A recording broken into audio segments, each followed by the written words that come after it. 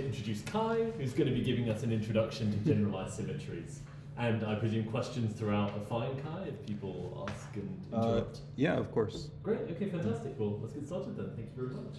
Probably best if people ask when they're confused about stuff. So I've tried to make this as pedagogical as possible. If you're interested in generalized symmetries and you're not already attending, we have a journal club on the topic, which has been running for about a year. So this is kind of condensing down everything I've learned in the past year from the journal club into one talk as pedagogically as possible. Okay, and so quick reference, I will put up two to start. There's this one, which is kind of the, this is called Generalized Global Symmetries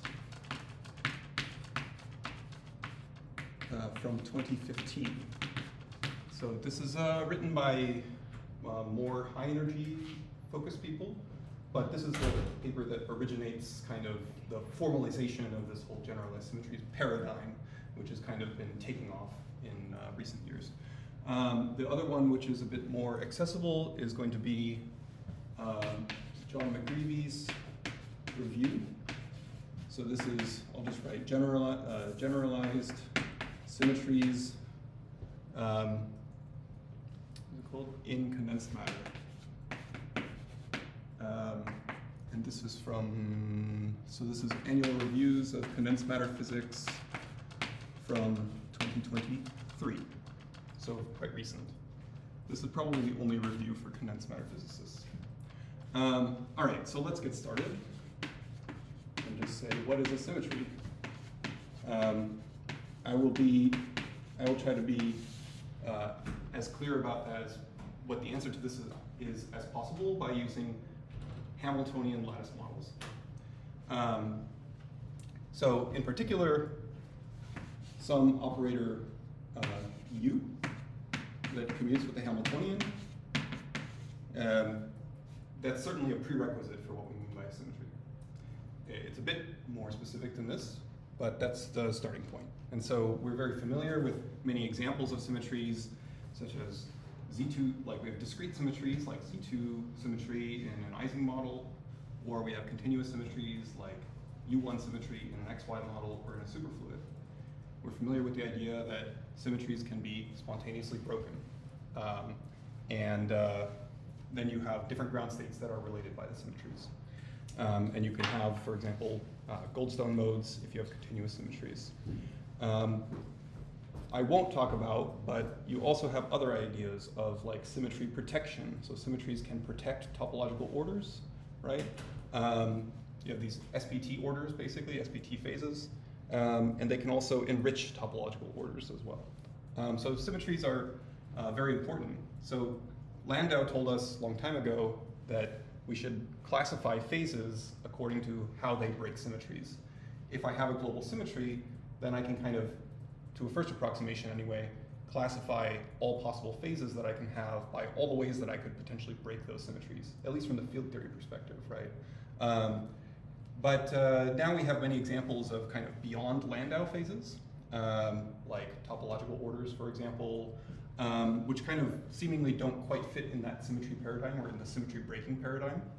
So part of the goal of this generalized symmetries paradigm is to bring a lot of these seemingly exotic phases, like deconfined phases of gauge theories or topological orders, back into the symmetry breaking paradigm in terms of, but by expanding our notion of what a symmetry is and how it can break. So I will give you a bunch of examples today, hopefully. I don't know how much I'll get through.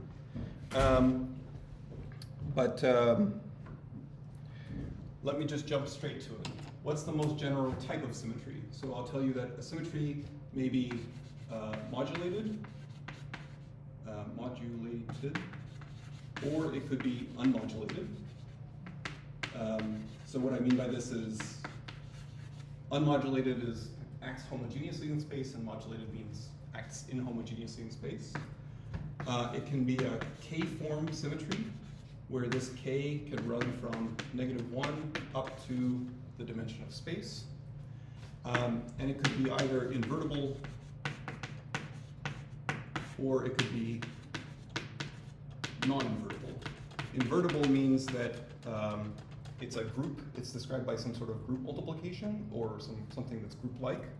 And non-invertible means it's not described by a group. And I'll explain what. So, and then K-form means that the symmetry charges are higher dimensional, basically. So we call these higher form symmetries, with this -1 case being kind of special. So in ordinary symmetry, so you will see this kind of this term is thrown around quite often. This means a unmodulated zero form invertible symmetry. Okay. That's what our standard symmetries are. If I have time at the end, I'll talk a bit about, you can have systems that have more than one symmetry, and those symmetries can talk to each other non-trivially. So they can have mutual anomalies between them, for example. And they can also be gathered together into more complicated structures, which are described by higher categories rather than groups. So you have a bunch of different types of symmetries, which are higher form or invertible or non-invertible.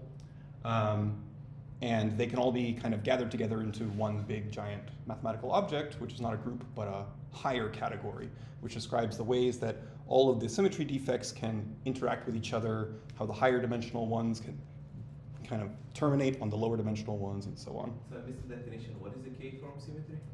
I will explain, but basically meaning that the symmetry charges are higher dimensional. So in a one-form symmetry, the symmetry charges are one-dimensional strings. Okay. All right, so let's start with ordinary, right? And just review the basics that we already know. Strings, not particles, but strings. So the classic example is gauge theories. I'll explain that. So I'll spend most of my time talking about higher form symmetry. I will briefly talk about non-invertible and modulated symmetries, and then I'll talk about how these can be emergent. Again, assuming I have time. I don't know how much we'll get through. So let's talk about ordinary. So we should differentiate two classes. We have discrete symmetries and we have continuous symmetries, and they have distinct behaviors. So let's take the example of the transverse field Ising model. So we have a Hamiltonian, which is sum over sites. I'm going to write it zi plus 1, go minus j, and h, sum over sites, x. So I have x, I have z, they don't commute with each other. So I have my classical Ising model plus some quantum dynamics. So I have a global Z2 symmetry. I have a symmetry generator, which is product over all sites of the x's. This flips me from, this flips all of my spins, right? And I have an order parameter for the breaking of the symmetry, which is some operator that is charged under the symmetry. And in this case, so I'll write that as O. In this case, that operator would just be Z at a site. Normally you would add up all the sites, but each of these is charged under the symmetry. Then I have two phases as a function h over j. I have a paramagnetic phase, which does not break the symmetry. And then I have this phase down here, which spontaneously breaks the symmetry. And then I will get some ground state degeneracy equal to the size of the group here. So I have a group Z2 because this operator multiplies according to Z2. And I have a ground state degeneracy. I have two ground states. And I guess I will mention, I guess it's also worth mentioning that in terms of correlation functions, if I have, let me write it this way, my order parameter at a position x and at a position y, this will scale as exponentially, e to the minus the distance in the disordered phase, or it will go to a constant in the symmetry broken phase. That's ordinary symmetry breaking. Now let's talk about continuous symmetry, XY model. Sorry, Yeah. you need just one ZI because you use translation invariant? Yeah, I use translation invariance here. You could always sum over Zi if you want. What exactly mathematically do you mean by charged under the symmetry? I mean that if you conjugate this by this, Okay. you get something different. And what happens for like larger groups? What happens for larger groups? If it's not Z2, if it's something bigger than that. Well, here we'll consider an example. Here's an XY model. But you could also do this for a clock model. Then you would have generalizations of Z and X, where Z, the eigenstates of Z are the eigenstates on the clock, and then X are the operators that shift you between the different clock states, right? So you can naturally generalize this here to a Zn symmetry in a clock model with exactly the same Hamiltonian, basically. Okay, so let's consider a continuous symmetry. So it's basically the same. We have an XY model. I'll write the Hamiltonian as minus J, sum over I, cosine theta I minus theta J. Let's consider here, I don't want to consider KT. This is also interesting, but like let's just say that we're in high enough dimension that we don't have to worry about that. So where we can have symmetry breaking. So I have operators theta and n. So you can think of this as being the position on a circle. I have a little quantum rotor, and n is the angular momentum. So these are canonically conjugate to each other. So this is my ferromagnetic XY model that wants to align all the thetas, and then I have a term, transverse field term, sum over I and I. So this is going to give me my fluctuations. And similarly, we have now a U1 symmetry, which is continuous. So now I have to put a little index on my U. So this is lambda is some parameter that goes from 0 to pi. So it's an element of U1. It labels an element of U1. And this is going to be product over all sites. Instead of xi, it's now e to the I, lambda, and I hat. Okay. So n is the generator of rotations for thetas. So this operator will rotate all of my thetas uniformly, right? So in which sense is lambda part of U1? In the sense that like these operators form a representation of U1. So for any element of U1 labeled by lambda, which is a complex phase, I get, so you could also consider U1 as lambda as being, well, yeah, no, I want to think of it as being in 0 to 2 pi, right? I mean that it's an element of U1 in the sense that it labels an element of U1. Okay. And that the multiplication of the U's is the same as the multiplication of group elements of U1. So I have these symmetry operators that their algebra that they form is the group element. Because the elements of the U1 are the e to the I lambda or something, right? But Yes. I understand what you're saying. It just Yes. uses lambda to label them. Yeah, exactly. Should be n squared in the Hamiltonian. Yeah, probably n squared. All right, so now my order parameter, again, similar to this. Down here I just had z. Now it's going to be e to the I theta, right? And again, you could sum that up over all space, but this operator is charged, so it will detect the U1 symmetry breaking. And again, h over j. I have a spontaneous symmetry broken phase down here, and a paramagnet up here. But now I have a U1 degeneracy. I have a continuous degeneracy of ground states, which are labeled by the group, right? So I have infinite ground state degeneracy, and I have Goldstone modes, so gapless Goldstone modes for a continuous group, okay? So that's it for ordinary symmetries. So now let me explain to you how this generalizes to a higher form symmetry. Yeah. How much of the language here do we really need to we just think about this also for classical systems instead of quantum as well? Yes, you can. Okay. Yeah. I mean, these systems obviously have classical analogs, and you can just go to, there's a classical quantum correspondence to a statistical mechanics model. Right, okay, that's right. Yeah, and those models will correspondingly have these symmetries. How are the group transformations represented? They're still unitary representations? Yeah, I mean, there's in the classical picture, there's no Hilbert space, right? But you still have like a symmetry of the partition function in a sense. Okay. Right, that there are like that you have like sets of states that are related by the symmetry transformation, and they're all degenerate in the partition function. Thanks. Or things that don't change the action. Yeah. Okay, so let's talk about a higher form symmetry. So I'm going to give you like a really straightforward generalization here. Oh, and I guess I should mention here that I forgot to mention.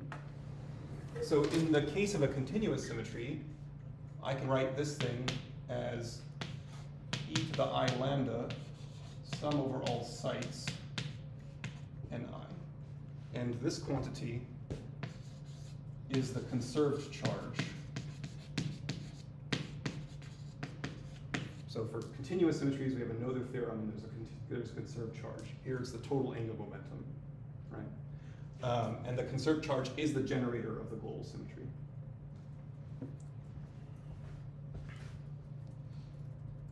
Yes. All right, so higher form symmetries. So I'm going to give exact generalizations of these two, but now I'm going to go to one higher form symmetry. These are zero form symmetries in the sense that the order parameter is some zero-dimensional object. Same here, this is a zero-dimensional. And correspondingly, this guy is d-dimensional. So this is a product of x's in my whole system. And same here, this is d-dimensional. It's a product of those guys over my whole system. So this is a zero form symmetry. So now let's see a one form symmetry. So the example is, the first example now is going to be, so this is one form symmetry. So Z2 lattice gauge theory. So this is a direct generalization of the Ising model. We have a lattice. And now I have my spins, my Ising spins, if you like, live on the links of the lattice. The Hamiltonian is going to be sum over all plaquettes, product of z's, z, z, z, z. So that's on the four links around a plaquette, like this. So let me put a minus j there. That's the analog of the first term. And then we're going to have sum over all of the links, x on the link. So this is going to generate my fluctuations. But because this is a gauge theory, I need it to be gauge invariant. And that implies one extra thing, which is I need a Gauss law. So I have a Gauss law, which in this case looks like the product of x's, four x's, around a link, I'm sorry, around a single site. So let me call this site I. So this operator I'll call gi, which is the product of four x's. This is the operator that performs a gauge transformation on my states. And all gauge transformations should act trivially because they're gauge transformations. And therefore, this guy should be equal to the identity acting on physical states. Alright, so I get confused about notation. So the x's are on Links. The z's are on links, and the x's are on links. okay. Yeah, everything's on the links now. So these are the four links emanating from a single site, and these are the four links around a plaquette. Out of interest, why do we choose to state our Gauss law in terms of x instead of z or any other of the Pauli matrices? Do we have freedom to choose, or does that have to be x? We could have switched to x and z here. Okay, Refine it. yeah. I like to just stick to this convention, and I'll use it throughout. And again, the G is defined on the vertices, so on Yeah. the dual lattice. You could think of it, okay, let me explain, I'll explain that more in just a second. So notably then, Alright, one more question. yeah, What do I need a Gauss law? Gauss law is all gauge theories have Gauss laws. Yeah, I guess I was just saying, like, you give me that Hamiltonian, how do I see that I need such a condition? Well, you don't need you could just consider this Hamiltonian and Right. not enforce the Gauss law. Okay, Um, but you're saying you want to map it back to like something like with like matter and. yeah, I want to think of this as a gauge theory. Okay. You know, I could add the Gauss law to the Hamiltonian with a big coefficient to enforce it, or I can consider it a kinematic constraint on the Hilbert space. That in a physical or I could, like in a gauge theory, I would usually think of it as being like I have a physical Hilbert space which is gauge invariant, and I'm using operators that are not gauge invariant, like the z's. The z's are not gauge invariant by themselves, but they only appear in gauge invariant combinations here, because this product of z's going around a loop is invariant under it commutes with the Gauss law, and all these Gauss laws then will commute with this term. So you could also consider like the toric code, where you add this term, right? And then the ground state is, again, Z2 gauge theory, basically. Again, what's the definition of G here? So G is just a product of 4 x's. And the x's here seem to live again. Sorry? Oh, they live on the links. On the links, just like right? the- Okay. everything lives on the links, yeah. So the toric code is just a minor variation. It's you take the condition and just stick it in the Hamiltonian. Yeah, you put the Gauss law in energetically. Yeah. Okay, so physical states are invariant, but in particular,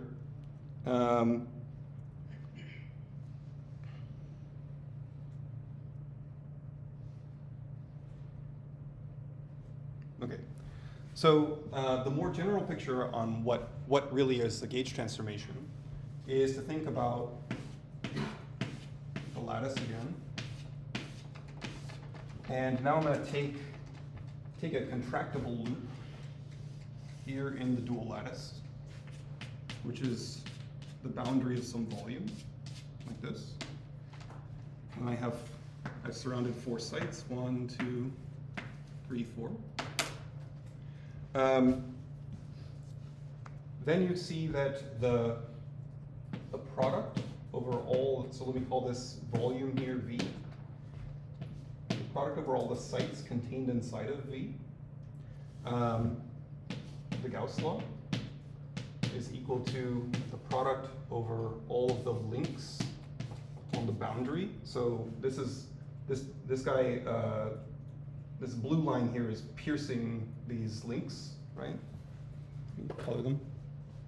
This one, this one, this one, this one, this one, this one, this one. So those are the links that I mean.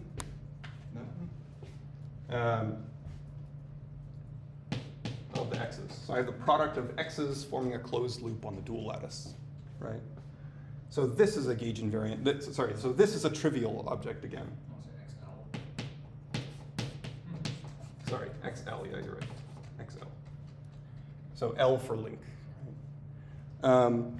So these operators, which are these string operators that go on the dual lattice, products of x's, are all trivial.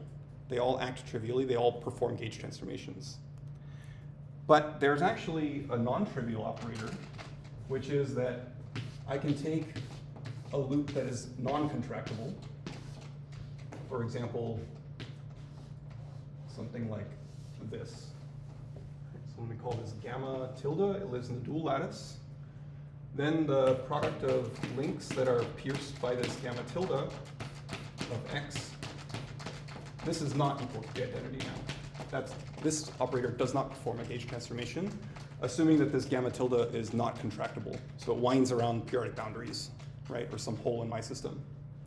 So these operators do commute with the Hamiltonian. They're not equivalent to the identity. They do generate a physical symmetry. And in this case, it will be a one-form symmetry. So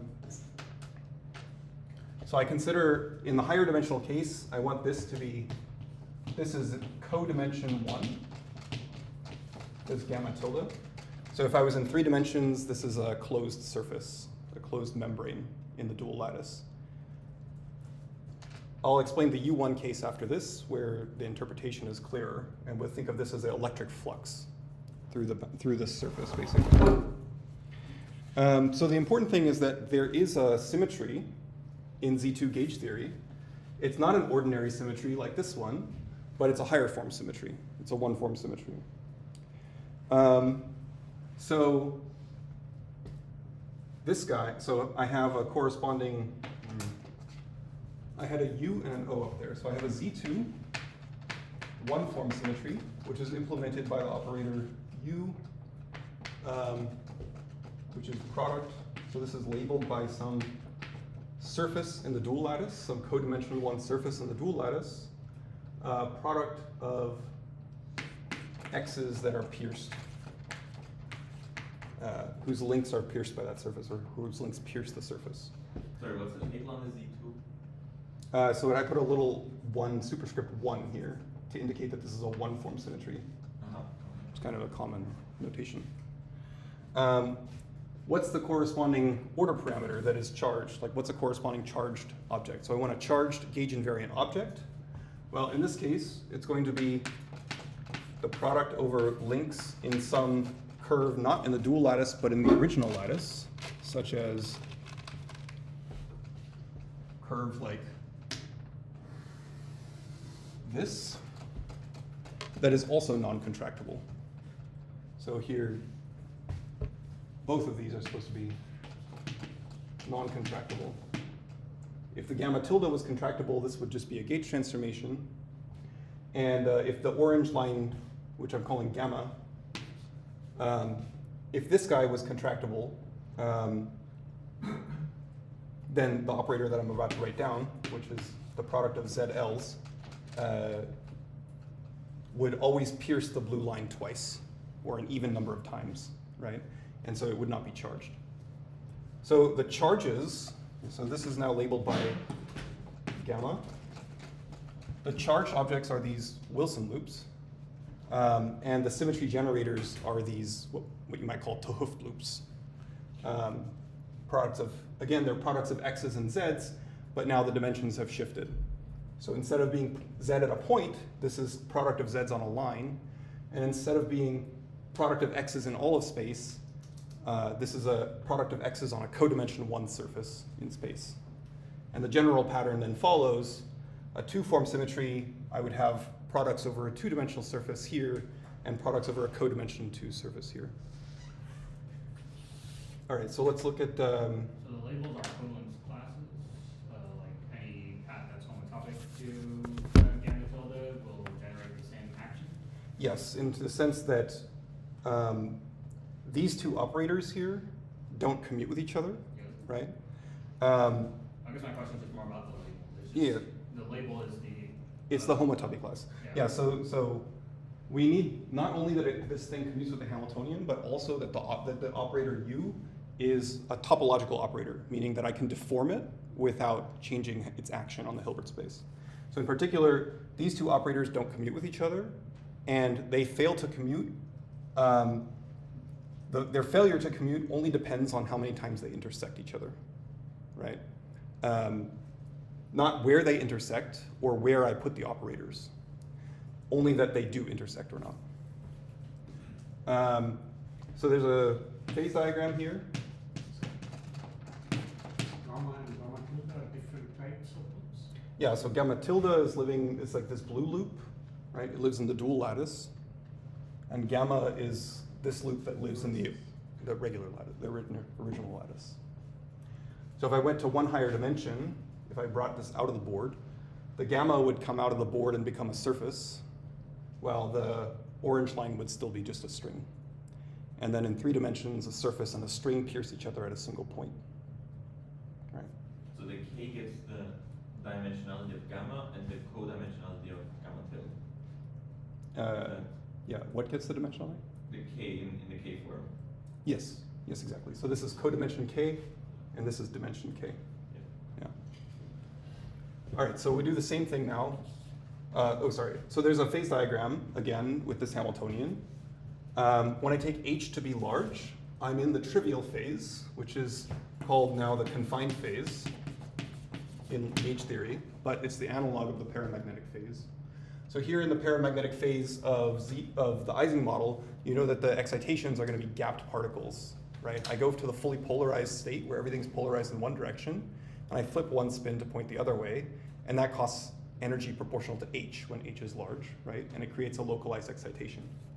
So here the analog is when I go to large h, then I want to polarize everything along x, and then I want to flip. Basically, what I can do then, the only gauge invariant combinations that I can create are I can create small closed strings, right? With the z operators. So the z operators flip the x states, right? The plus minus states, if you like. And they will create then, so I'll start from a place where everything's polarized in the x state, and then this operator will create a little loop of electric flux going around a single plaquette. But that will cost energy proportional to its length now, right?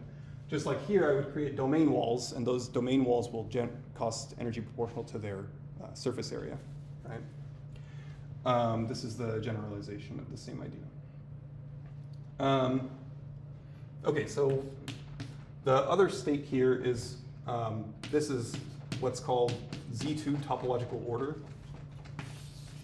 usually.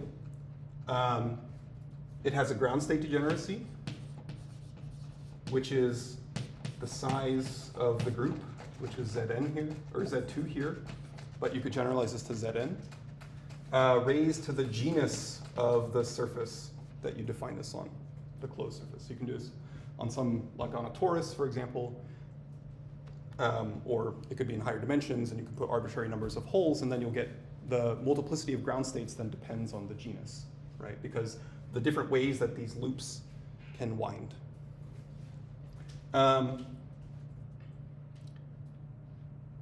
Yeah. So now let's do U1 gauge theory really quick, and I'll just highlight what the salient difference is. So, was the Gauss's law necessary to get this phase diagram? Without the Gauss law, they also have a phase? would what? Without the Gauss law, would I still have a Z2 topological phase? You need the Gauss law for the Z2 topological phase, definitely. Can you see? Yeah. I don't know where the Gauss law was used. I mean, it's used in the fact that all of these operators are trivial, basically. Yeah. Sorry, can I ask what you mean by charge in a non-gauge theory, like in X, Y, and the Ising model? Like when you say that you have a conserved charge in something that's not a gauge theory, what do you mean? In the sense of a Noether charge, Oh, okay. conserved quantity. Yeah. So here I have continuous symmetry, and there's a conserved charge associated.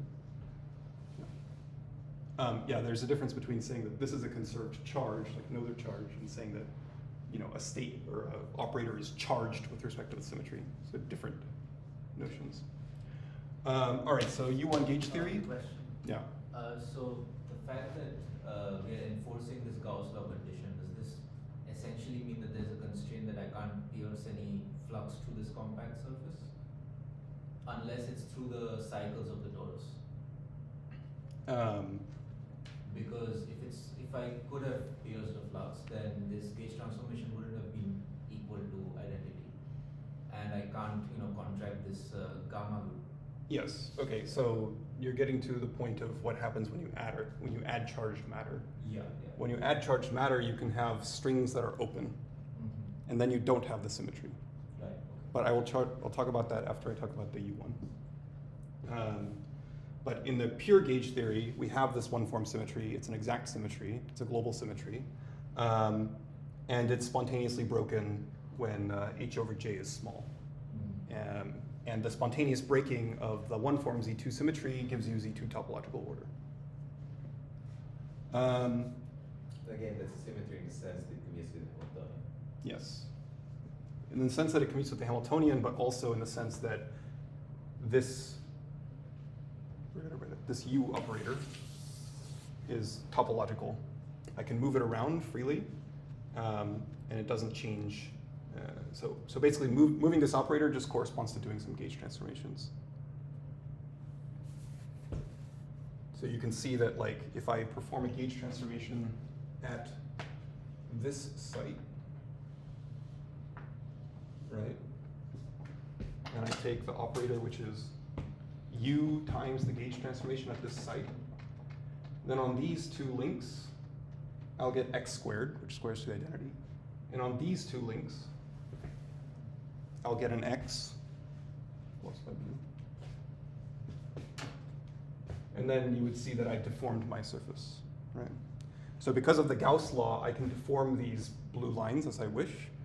I can only deform them locally because this Gauss law is basically equivalent to doing taking a small loop around a single site. So I can't change their homology class. I can't change the topological class of a loop, but I can deform it, and that's the key. So for it to be a symmetry, it has to commute with the Hamiltonian, and it has to be deformable. Okay.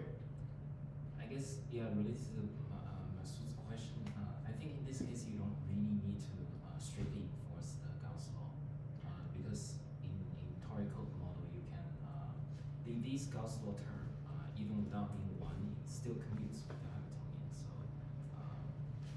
Yeah, so you can have like stabilizer. it can be more Yeah. general. It could be a stabilizer code. Yeah. And you can just put the Gauss law in energetically. So I guess you have this sort of like an emergence. Yeah. Yeah, so these symmetries can be emergent symmetries, and then they can spontaneously break even when they're emergent. All right, so I just want to highlight the salient difference now. I'm not going to re-go through the whole thing of what the analogs are when I go to U1 gauge theory. So when I go from U1 gauge theory, or from Z2 gauge theory to U1 gauge theory, this Z operator on each link becomes the exponential of the vector potential, and the X operator on a link becomes the exponential of the electric field on that link, where A and E, so A is like theta and E is like N. So these are canonically conjugate. A is a U1 variable. So other than that, it's the same, but just like we went from the Ising model to the XY model, we're going from Z2 gauge theory to U1 gauge theory. But now we have a one-form symmetry. The generators of the one-form symmetry, U, so same thing, gamma tilde, are going to be product over links on some gamma tilde, which is codimension 1, of the exponential of the electric field on those links. But now you can use, now that we have exponentiated quantities, this is the same as e to the I, and now you can think of this as being the flux integral of electric field through a surface. So that's the surface that is, well, gamma tilde is now it's codimension 1 surface. So if this gamma tilde is contractible, it's the boundary of some volume. So if gamma tilde is the boundary of some V, then this guy would be e to the I integral over the volume of the divergence of the electric field, which acts as the identity, right? Because I have a Gauss law which says that the divergence of E is 0. Okay? So that means that this operator performs a gauge transformation, just like these operators over here perform gauge transformations when gamma tilde is contractible. But they generate a physical symmetry when gamma tilde is non-contractible. So we have this physical U1 one-form symmetry. And we have a phase diagram that looks the same. We have a confined phase, which is like the XY paramagnetic phase. But now here, we're going to have spontaneous symmetry breaking. And we're going to have Goldstone modes. But what are those Goldstone modes? Well, U1 gauge theory has photons. And it turns out that the Goldstone mode in this spontaneously broken phase is the photon of U1 gauge theory. So here we had spin waves. The higher form generalization of a spin wave is a photon. can I clarify out of interest? What's the meaning of H and J in this U1 gauge theory context? So,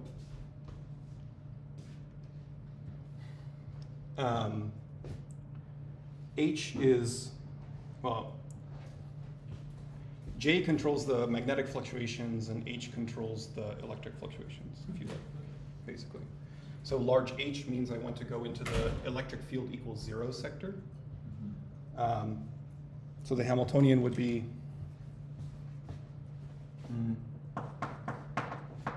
so over Paquette's cosine of curl of A with the J term. And then H sum over Link's electric field squared. So when H is large, I want to have 0 electric field everywhere. And then when J is large, or when H is small, then I can have, this can fluctuate. So there's kind of a nice picture, which is that if I start from the large H limit, which is the deep confined region, I'm in, the ground state is just E equals 0 everywhere, and E is just an integer quantity.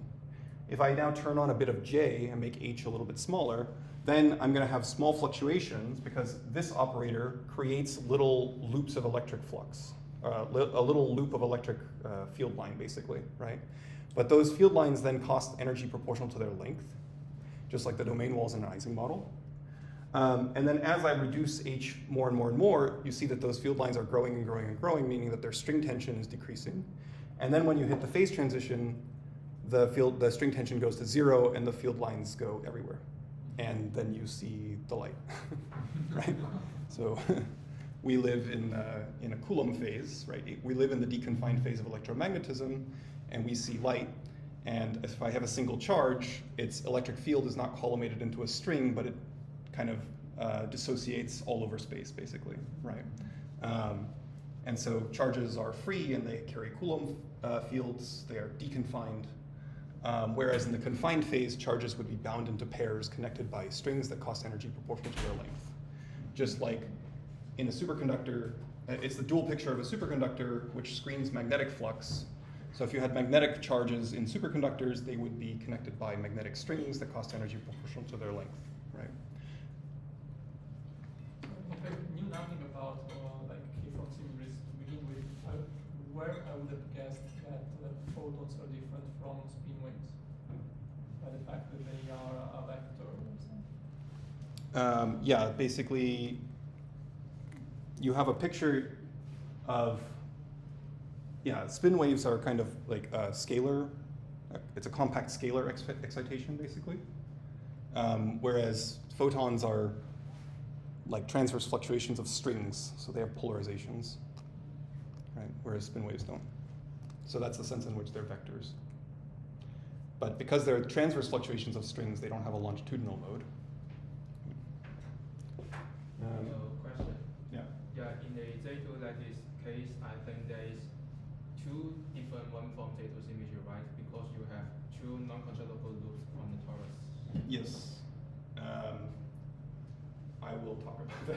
Okay. Yeah, there is another one from symmetry. So these symmetries here are called electric symmetries because they correspond to electric flux. The way you can see that is because, again, over here, when I write it this way, this is the conserved charge, the higher form charge, right? Which instead of being up here, it was like this total angular momentum. Here, the conserved object is the electric flux through closed surfaces. Right? So these are called electric symmetries. They can also have another symmetry called magnetic symmetry, which is the dual conservation of magnetic flux. But I don't think I'll have time to talk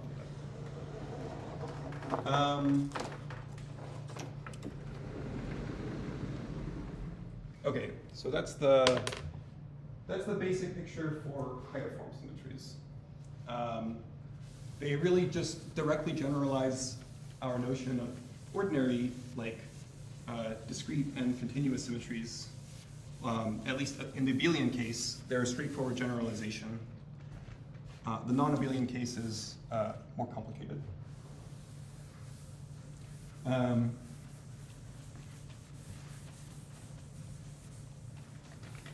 So maybe we don't have a lot of time left.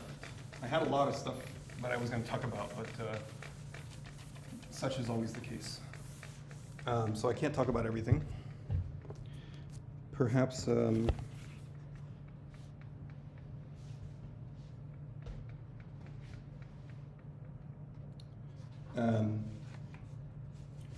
I guess I can mention one more thing about the spontaneous breaking of the U1 symmetry, which is that now that I erased it, in the ordinary symmetry case, we had this notion that if I take my order parameter and I take a correlation function at distant points, it decays exponentially in the gapped phase, in the symmetric phase. It decays as, it decays to a constant in the long-range ordered phase, the symmetry broken phase.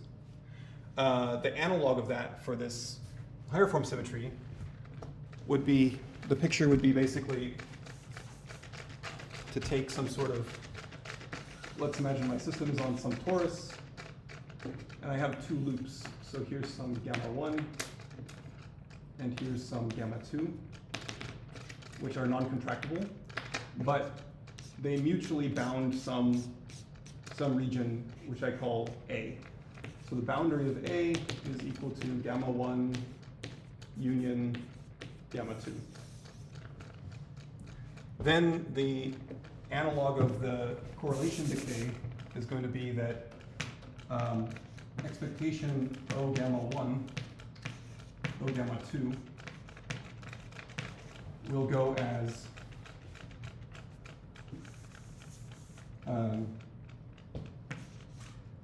e to the minus the volume of A in the symmetric phase, and e to the minus the perimeter of A, or the boundary of A, the size of the boundary of A, in the spontaneous symmetry breaking phase.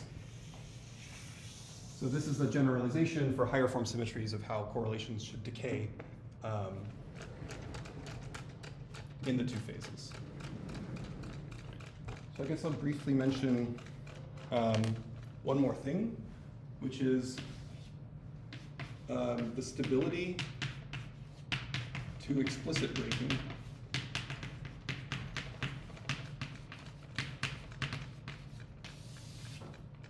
So ordinary symmetries, so let's take again the transversalizing model. And we had a phase diagram with a spontaneous symmetry broken phase like this.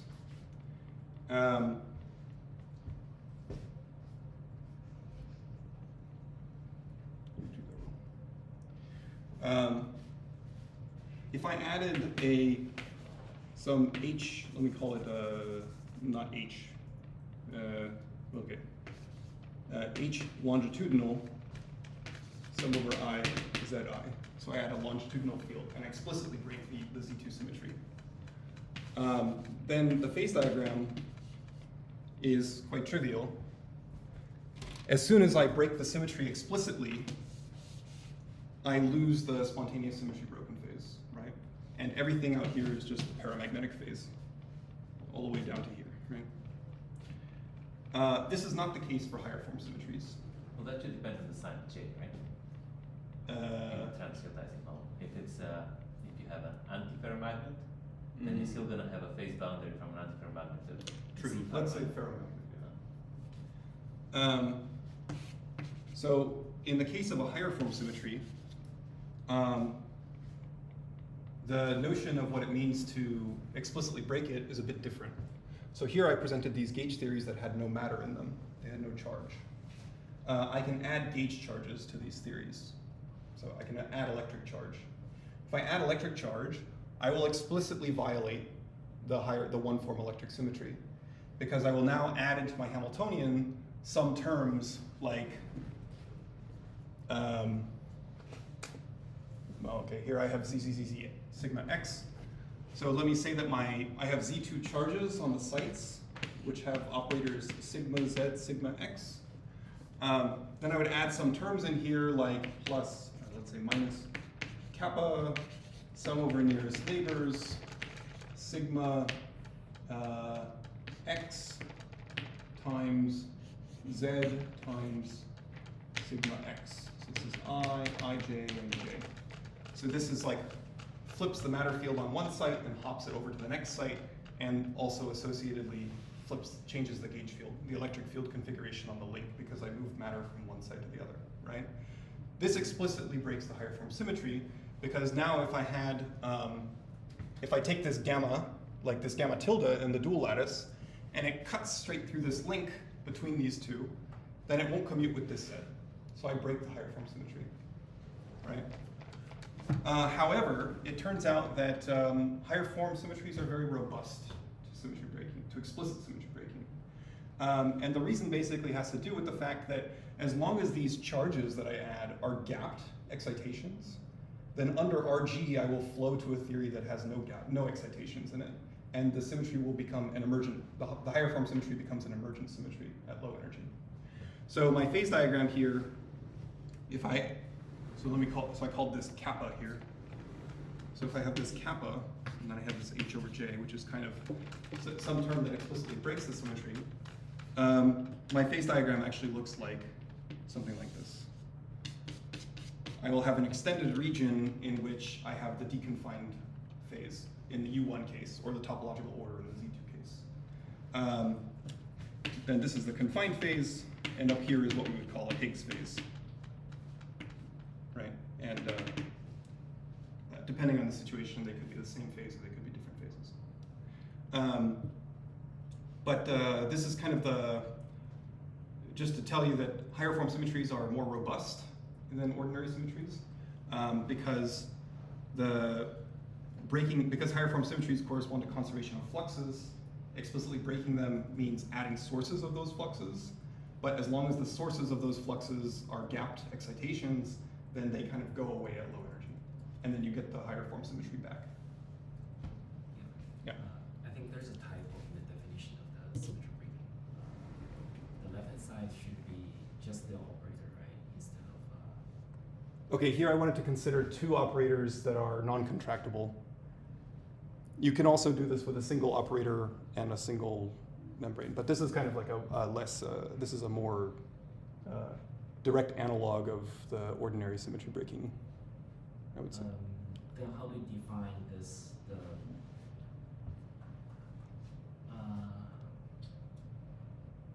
I see. So the A characterizes the sort of the distance between the two. Yeah. So I wanted to take two non-contractible loops and then look at the correlation between them. I think in the Gayoto paper, they say that this is like the technically correct way to do it. Yeah. But of course, in practice, you also see the area law or perimeter law behavior for if I just take a single very large loop also. Does the relative orientation of those boundary loops matter? Yes, yes. I mean, they should form the boundary of A. So one of them goes one way and the other goes the other way. What happens if we take two different kinds of loops? Mm-hmm. What happens if we take two different kinds of loops, as in one going through one cycle and the other going through? I think generically their correlation has to be 0. I'm not sure. I haven't thought.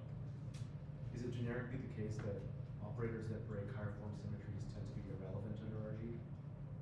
I mean, they can be. They don't have to be. But I mean, the point is that as long as whatever those operators are gapped in the spectrum. Is it the first order phase transition as you change the sign of K, or is it independent of the sign of K? For the lattice gauge theory, the phase diagram that you introduced? This guy? I haven't thought about this. I'm not sure. Yeah.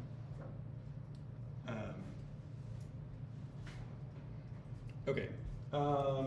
We're pretty close to 6 now. I don't know if you want to cut it or if I should say some more about maybe.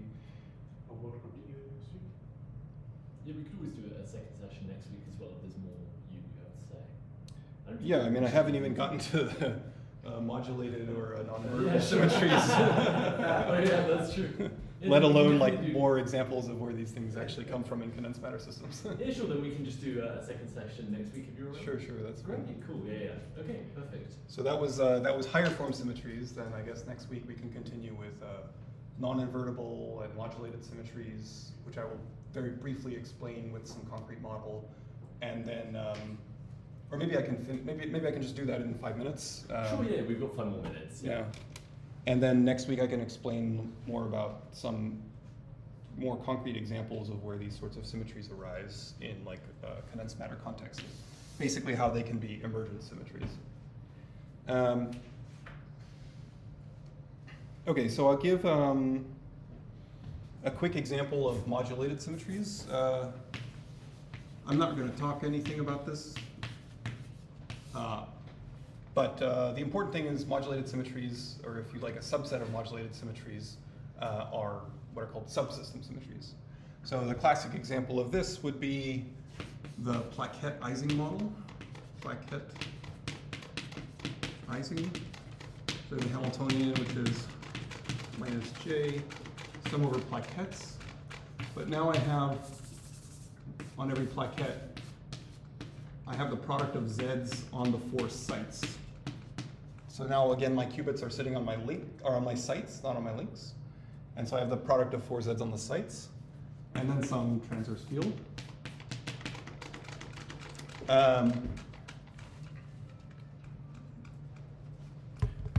And this has a subsystem symmetry where I have product, so I have U subscript X, which is the product over all Y. So if I label my Zs, this is in 2 dimensions, so if I label them by X and Y, the position is in terms of X and Y, then this is the product over all Ys of Z, of X, XY. And similarly, I have UY, product over X of X, XY. So if I take any row or any column, then I can independently flip all of those and I won't change the parity of this product, right? And so that's a symmetry of the Hamiltonian. So this is like a very basic model for fractons. I won't say anything more. So each of them sitting on spin on vertices, and you make these are target probes. Yeah, so this is a ZZZZ product. Yeah. And the U's are also fixed against. These are over rows or columns. Oh, sorry. Yeah. So either an entire row going across that way, yeah, or an entire column. And then there's one for each row and one for each column. And each of these is a symmetry. So this would be called a subsystem symmetry. And then I'll briefly talk about then, okay, well, one other example, which I'll call the unbalanced. What sense is this modeling? Sorry, because you can just Okay, this next one deserves to be called modulated. This is what I would call a subsystem symmetry, that people just call subsystem symmetries, modulated symmetries broadly. This one is more of an example of truly something that is modulated. I call it the unbalanced clock chain. I guess I can give you a reference just because I got this from 12962. Sorry, this is a 6. So the Hamilton. So here the idea is that you have clock operators. So you have Z. So you have like Z and X operators, but the idea here is that the eigenstates of the Z's are the eigenstates of the clock, and the X's then shift you left or right on the clock by 1, clockwise or counterclockwise on the clock by 1 unit. So the Hamiltonian is going to be minus j, sum over I. This is a one-dimensional chain. Zi to the a power, Zi plus 1, and then a transverse field term, xi plus Hermitian conjugate. This guy has a symmetry, which is product over all sites, xi to the a to the I power, where a can go from 1 to p minus 1, a inverse is equivalent to a to the p minus 2, and p is prime. And this is a p-state. So this is a p-state clock model. But you see that here, this guy is raised to the a power. So this term it like rotates one site by, say, 3 units, and the other site by only 1 unit. And so it has a symmetry that has to be, so it has like a clock symmetry, but this clock symmetry is modulated in space. So it doesn't act the same everywhere, like an ordinary clock model when a is 1 would just be everybody needs to rotate to the left by 1. Instead, it's going to be like first position, rotate to the left by 1, second position, rotate to the left by 3, or no, it would be first one doesn't rotate, first one rotates by a units, the next one rotates by a squared units, next one by a cubed units, and so on down the line. And then you would have to pick your periodic boundaries to be commensurate with this in order to have the symmetry correctly. So this is truly a modulated symmetry. And in particular, this symmetry, the actual global symmetry of this, so this is still a group symmetry, is ZP semi-direct product with the translations. So if you take an infinite system, then the translation group is the integers. ZP is the internal clock symmetry, but there's a semi-direct product structure because I have to modulate the clock symmetry, right? Or the clock rotations. And so this is a central extension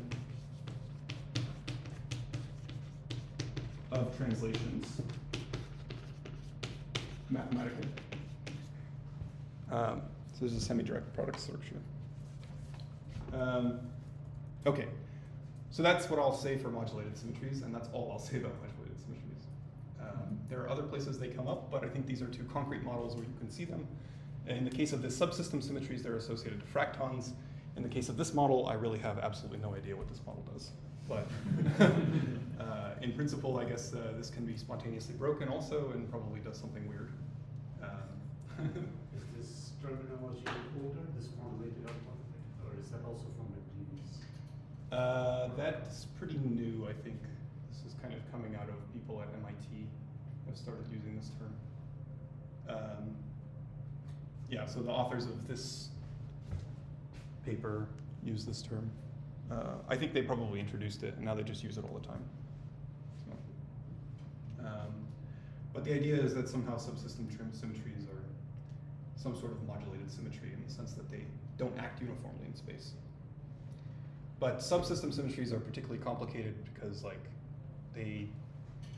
well, I guess in general, modulated symmetries are very, like, problematic from the quantum field theory perspective. There's this UV-IR mixing, you know, there's this weird thing about you have to pick a commensurate system size and so on, so they don't really have nice continuum analogs. Okay, so I'll leave it there. Then next time I'll talk about non-invertible symmetries and then give some examples of how these can be emergent in different contexts. And also how you can get, so you can get higher form symmetry beyond one form. So these were one form symmetries in one form gauge theories. You could also go to higher form gauge theories to get higher form symmetries.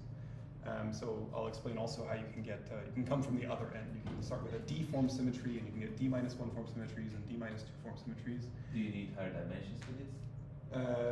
Yeah, I mean generally, like if you're only in 2 dimensions, then at most you can have a 1 form, basically. You can have a 2 form symmetry, but there's kind of a duality, if you like, between 0 form and D form, 1 form and D minus 1 form, and so on. And so really it's kind of, yeah, I'll talk more about that next time. Yeah, that's it.